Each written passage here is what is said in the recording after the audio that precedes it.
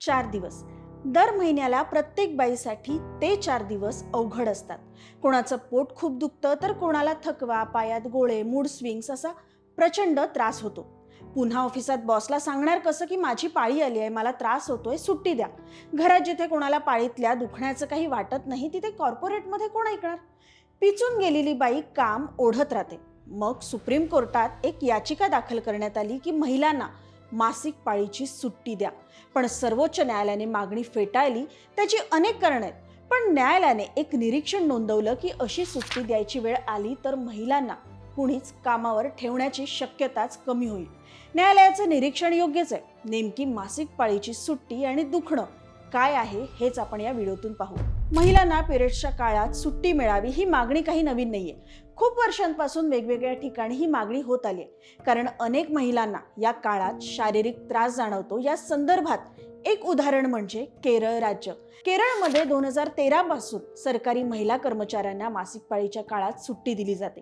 तसंच केरळमध्ये अनेक खासगी कंपन्या आणि संस्था स्वेच्छेने ही रजा देतात. हीच बाब लक्षात घेऊन याचिकाकर्ते शैलेंद्र मणी त्रिपाठी यांनी सुप्रीम कोर्टाकडे अशी विनंती केली होती की केरळसारखीच व्यवस्था संपूर्ण देशात लागू करावी.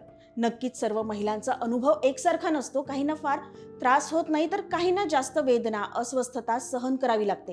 त्यामुळे अनेक वर्षांपासून असा विचार मांडला जात होता की पिरियड्सच्या काळात महिलांसाठी बंधनकारक सुट्टीचा कायदा असावा.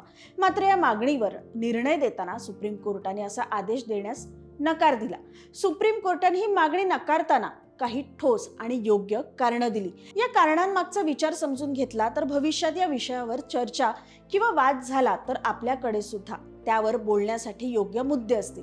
सर्वप्रथम ही गोष्ट मान्य करावी लागेल की महिलांसाठी कामाच्या ठिकाणी समान आणि चांगलं वातावरण तयार करणं खूप महत्त्वाचं आहे. कारण जर एखाद्या महिलेला बाहेर जाऊन काम करायचं असेल तर तिला सुरक्षित आणि सोयीस्कर वातावरण मिळायला हवं.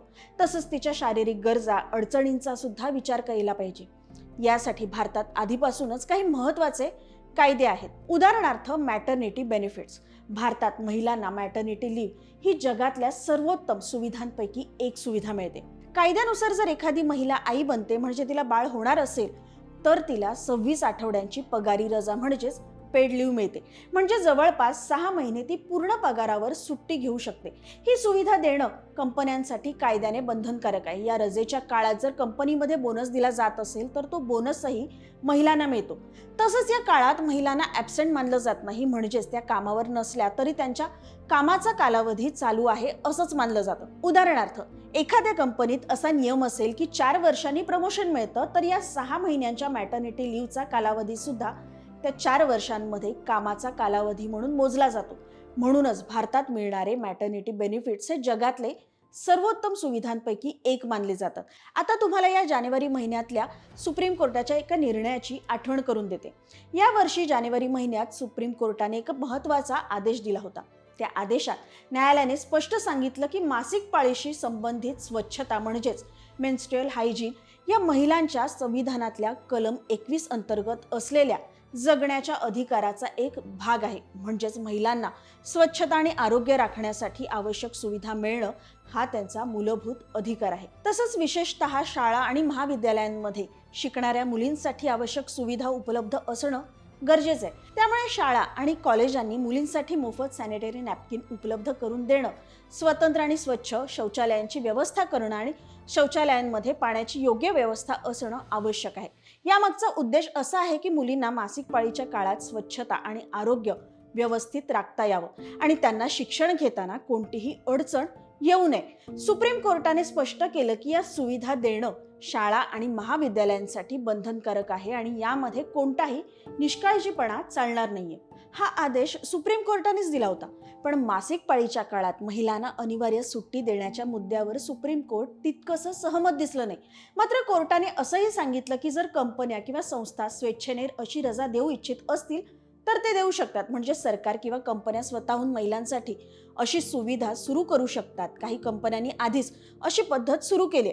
उदाहरणार्थ काही ठिकाणी महिलांना मासिक पाळीच्या काळात 1 किंवा 2 दिवसांची अतिरिक्त रजा घेण्याची परवानगी दिली जाते, जेणेकरून त्या काळात त्यांना थोडा आराम करता येईल.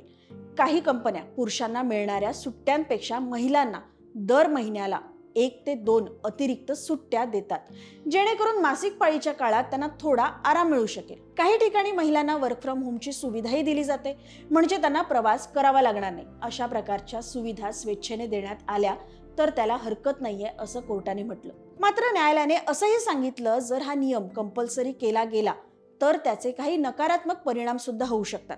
विशेषतः त्याचा परिणाम महिलांना मिळणाऱ्या नोकरीच्या संधींवर होऊ शकतो. कोर्टाच्या मते जर कंपन्यांना महिलांना दर महिन्याला अतिरिक्त सुट्टी देणं कायद्याने बंधनकारक झालं तर काही कंपन्या महिलांना नोकरी देणंच टाळू शकतात. त्यामुळे महिलांना रोजगाराच्या संधी कमी मिळण्याची शक्यता निर्माण होऊ शकते. म्हणूनच न्यायालयाने सांगितलं की जरी ही मागणी महिलांच्या हितासाठी आणि चांगल्या उद्देशाने केली असली तरी जर ती जबरदस्तीने लागू केली तर त्याचा उलट परिणाम होऊन महिलांचंच नुकसान होऊ शकतं. कोर्टाने असंही स्पष्ट केलं की कंपनीच्या दृष्टीने विचार केला तर कंपनीसमोर 2 पर्याय असतात. एखादा पुरुष कर्मचारी नियुक्त करणं आणि दुसरा म्हणजे महिला कर्मचारी नियुक्त करणं. जर महिलांना दर महिन्याला अतिरिक्त सुट्टी देणं बंधनकारक झालं तर कंपन्यांना असं वाटू शकतं की महिला कर्मचारी घेतल्यास जास्त सुट्ट्या द्याव्या लागतील. अशा परिस्थितीत 2 गोष्टी होऊ शकतात. एक म्हणजे महिलांना कमी पगार दिला जाऊ शकतो किंवा दुसरं म्हणजे त्यांना नोकरीची संधीच दिली जाणार नाही. त्यामुळे महिलांना रोजगाराच्या संधीपासून वंचित राहावं लागू शकतं. म्हणूनच कोर्टाचा पहिला मुद्दा असा होता की जर हा नियम अनिवार्य केला तर काही कंपन्या महिलांना नोकरी देणंच टाळू शकतात. या संदर्भात एक उदाहरणही आहे. भारतात मॅटर्निटी बेनिफिटचा कायदा खूप चांगला आणि प्रगत मानला जातो, पण काही ठिकाणी असं दिसून आलं की कायद्यामुळे काही कंपन्या महिलांना नोकरी देताना थोडी सावध भूमिका घेतात, कारण त्यांना भविष्यात दीर्घकाळाची मॅटर्निटी लीव्ह द्यावी लागेल अशी भीती असते. अनेक कंपन्यांमध्ये असे सर्वे समोर येतात की नोकरीच्या इंटरव्ह्यूमध्येच HR काही अप्रत्यक्ष प्रश्न विचारतो. उदाहरणार्थ, तुम्ही लग्न केलं आहे का, लग्नाला किती वर्ष झाले, तुम्हाला मुलं आहेत का, असे प्रश्न विचारले जातात. हे प्रश्न थेट उद्देशाने विचारले जात नसले तरी त्यामागे अनेकदा असा विचार असतो की जर ही महिला नोकरीला घेतली तर काही महिन्यांनी ती गरोदर होईल आणि मग तिला मॅटर्निटी लीव्ह घ्यावी लागेल. काही सर्वेमध्ये असंही दिसून आलं की ज्या महिलांचं लग्न नुकतंच झालेलं असतं किंवा लग्नाला 1 ते 4 वर्ष झालेली असतात त्यांना नोकरी मिळण्याची शक्यता कधी कधी कमी असते, कारण काही कंपन्यांना असं वाटतं की त्या लवकरच मॅटर्निटी लीव्ह घेऊ शकतात.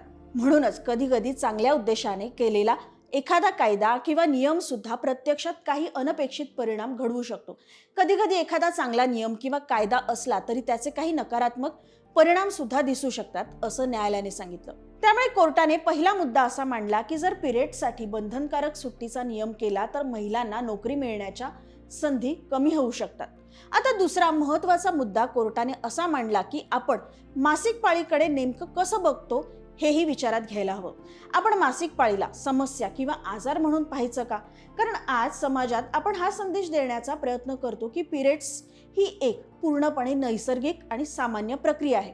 पूर्वी काही रूढीवादी समाजांमध्ये महिलांना पाळीच्या काळात घरापासून किंवा समाजापासून दूर ठेवलं जायचं. पण आज आपण म्हणतो की पिरियड्स ही एक सामान्य गोष्ट आहे आणि त्या काळात महिला आपलं नेहमीचं आयुष्य जगू शकतात. म्हणूनच कोर्टाने असा प्रश्न उपस्थित केला की जर आपण एका बाजूला पिरियड सामान्य आहेत असं सांगत असू तर दुसऱ्या बाजूला त्यासाठी अनिवार्य सुट्टी देण्याचा नियम करणं यात काही प्रमाणात विरोधाभास दिसू शकतो. जर आपण पिरियड्सच्या काळात अनिवार्य सुट्टी दिली तर समाजात असा विचार वाढू शकतो की पिरियड्स ही काहीतरी समस्या किंवा आजार आहे. अशा प्रकारचा विचार वाढला तर आधीपासून समाजात असलेला रूढीवादी दृष्टिकोन कधी मजबूत होऊ शकतो.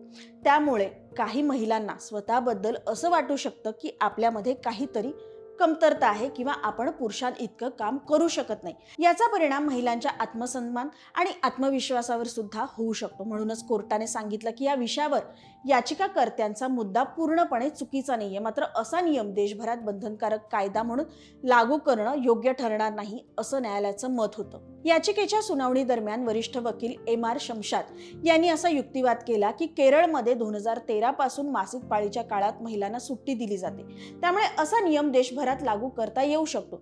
तसंच केरळप्रमाणे इतर राज्यांना काही कंपन्यांनाही अशी सुविधा द्यायची असेल तर ते करू शकतात, ज्याला कोणतीही अडचण नाहीये. कोर्टाने सरकारला सुद्धा सुचवलं की या विषयावर महिला संघटना, उद्योग संस्था, कंपन्या आणि इतर संबंधितांशी चर्चा करावी. सर्वांच्या मतांचा विचार करून योग्य धोरण करता येईल, पण ताबडतोब संपूर्ण देशात असा बंधनकारक कायदा लागू करणं योग्य नाहीये असं कोर्टाने स्पष्ट केलं. या निर्णयातून कोर्टाने असा मुद्दा मांडला की कधी कधी आपण प्रगत किंवा उदार विचार करण्याच्या प्रयत्नात प्रत्यक्ष परिस्थितीचा विचार विसरतो. त्यामुळे काही नियम चांगल्या हेतूने केले असले तरी त्यांचे अनपेक्षित परिणाम होऊ शकतात. म्हणून काहींच्या मते पिरियड लीव्हचा निर्णय प्रत्येक प्रकरणानुसार असावा. म्हणजे एखाद्या महिलेला त्या काळात खरोखर त्रास होत असेल तर तिने सुट्टी घेणं योग्य आहे, पण तो सर्वांसाठी बंधनकारक नियम करणं कदाचित योग्य ठरणार नाही, कारण त्याचा परिणाम महिलांच्या रोजगारांच्या संधीवर होऊ शकतो. यावर एक उपाय असा असू शकतो की वर्षभरात पुरुषांना जितक्या सुट्ट्या दिल्या जातात त्यापेक्षा महिलांना काही अतिरिक्त सुट्ट्या दिल्या जाव्यात. त्या सुट्ट्या महिला आपल्या गरजेनुसार आणि परिस्थितीनुसार वापरू शकतील. उदाहरणार्थ, एखाद्या महिन्यात मासिक पाळीच्या काळात जास्त त्रास होत असेल तर त्यावेळी ही अतिरिक्त सुट्टी घेऊ शकतात.